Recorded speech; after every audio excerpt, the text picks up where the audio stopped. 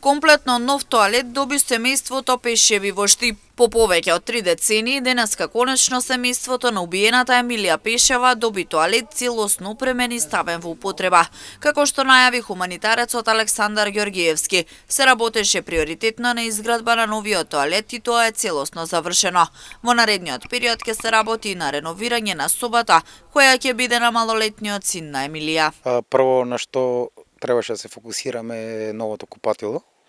Тоа е комплетно завршено, значи од вчера е веќе ставено во употреба. Фамилија Пешеви има комплетно ново опремено купатило со седнало внатре и од утре или најверојатно други ден започнуваме со реновирањето на собата за синот на покојната Емилија Пешева.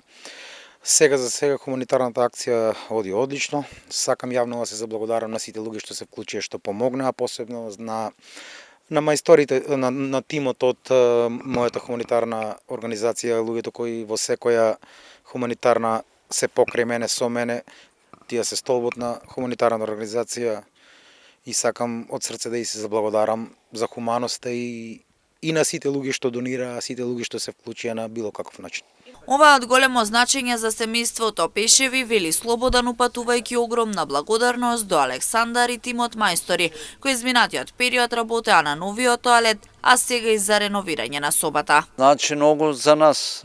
32 години нема купатило. Благодарение на ацката на Аце Ѓоргиев, хуманитарецо, и на екипата што му помагат, мајсторите, Тони Девчако, Кире, Љупче Атанасов, електричаро, фала и многу, помогнаа многу.